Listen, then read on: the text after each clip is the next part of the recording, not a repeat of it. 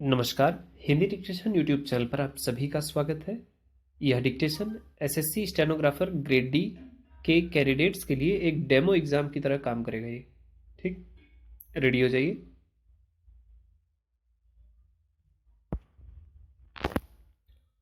अध्यक्ष महोदय, मैं कृषि मंत्रालय की मांगों का समर्थन करती हूँ।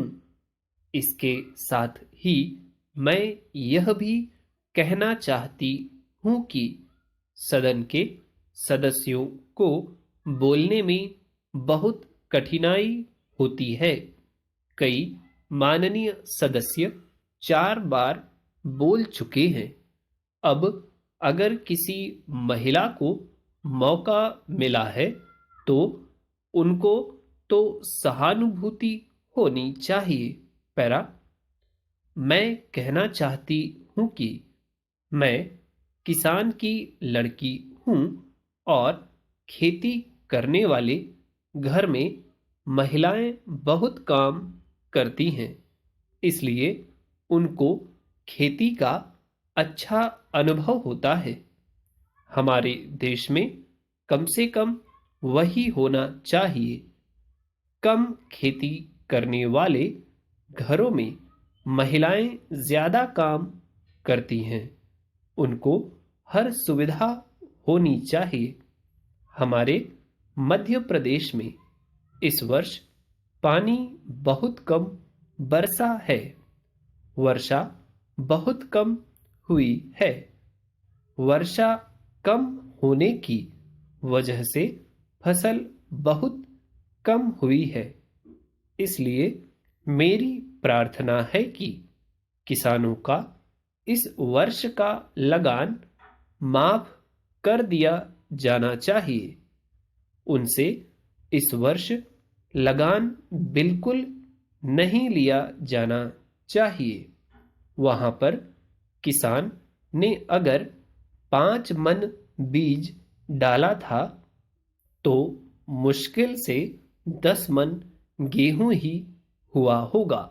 किसान रो रहे हैं, उनको कोई सुविधा नहीं है, इसलिए उनका इस वर्ष का लगान माफ कर दिया जाना चाहिए। पैरा, आपको चाहिए कि आप गेहूं की कीमत निर्धारित कर दें। किसान की खलिहान में जब गल्ला आता है और उसको जब वह बाजार में ले जाता है तो वहां पर व्यापारी लोग उसको कम कीमत पर खरीद लेते हैं और खरीद कर अपने घर भर लेते हैं। बाद में जब जनवरी फरवरी का महीना आता है उस समय उसको दुगुने या उससे भी अधिक दामों पर बेचते हैं। जनवरी फरवरी से पहले वे गल्ला घरों से निकालते ही नहीं हैं। किसानों को व्यापारी लोग कम दाम देकर चूसते हैं। किसानों के घर में कुछ नहीं बचता है।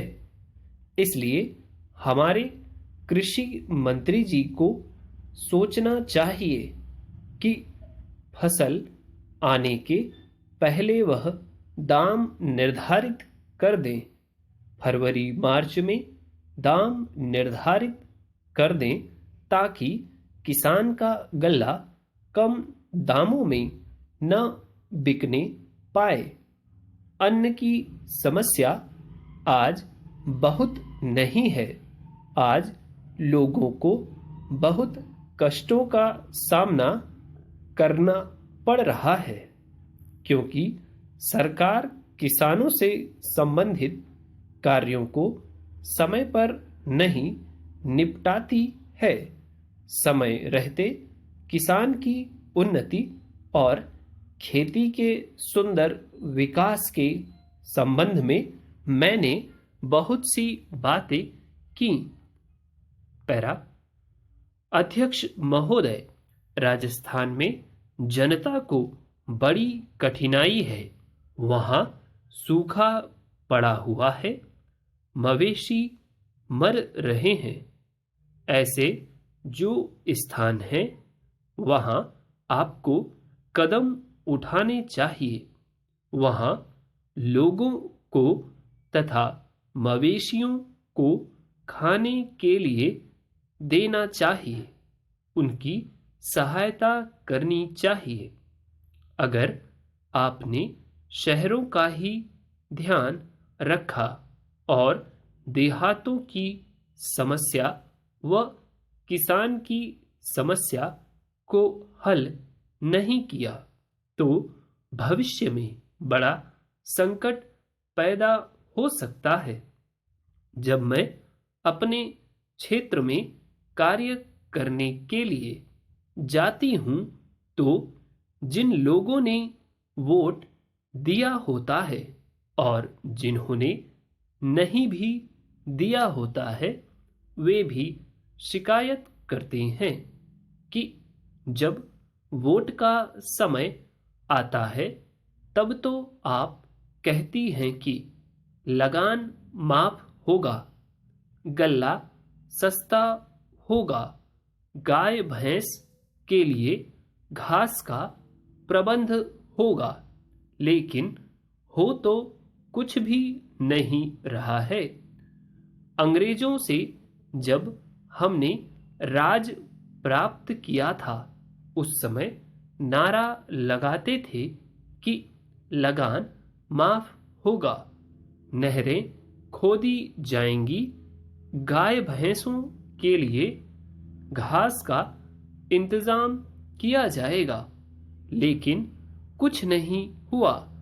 लगान भी दुगुना बढ़ गया है। जनता में इन सब बातों को लेकर बड़ा असंतोष है।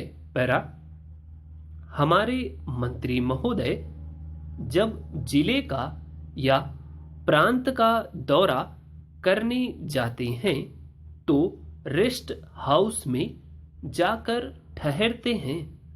देहातों में जाएं तो उनको असली हालत का पता चले, लेकिन वे तो रेस्ट हाउस में जाकर ठहरते हैं ताकि कहीं उनको लू न लग जाए। इसलिए मैं निवेदन करती हूं कि उनको गांवों में जाना चाहिए। वहां जाकर उनको किसान की कठिनाई को समझना चाहिए, उनकी कठिनाई को दूर करना चाहिए। किसान इस समय बड़े भयभीत हैं। उनकी तरफ बहुत सा रुपया पड़ा हुआ है, तकावी का, बीज का, लगान का, बैल का इत्यादि। कलेक्टर या तहसीलदार उनको आज बहुत परेशान कर रहे हैं। उसके बैल नीलाम किए जा रहे हैं, जमीन नीलाम की जा रही है, उसको कचहरी में ले जाते हैं और पटवारी तहसीलदार किसान को जिस तरह से परेशान करते हैं उसका लेखा मैं नहीं दे सकती हूं, उसका मैं वर्णन नहीं कर सकती हूं। आज भ्रष्टाचार का ही बोलबाला है। जब तक 500 रुपया या 300 रुपया या 200 रुपया लेखपाल को या पटवारी को न मिले तब तक खाते में से नंबर वे लोग नहीं निकालते हैं। कचहरी में उन्हें परेशान किया जाता है और वे सब जगह परेशान होते हैं। उम्मीद है डिक्टेशन आपको अच्छी लगी हो और आपने पूरा मैटर लिख लिया हो। यदि नहीं लिख पाए हैं तो परेशान नहीं होना है, आप इसको 2 बार 3 बार लिखिए, 50% करके लिखिए। और यदि आपने पूरा मैटर लिख लिया है तो आपको पढ़ना है, पढ़ने के बाद टाइप करना है। That's all for today, thanks.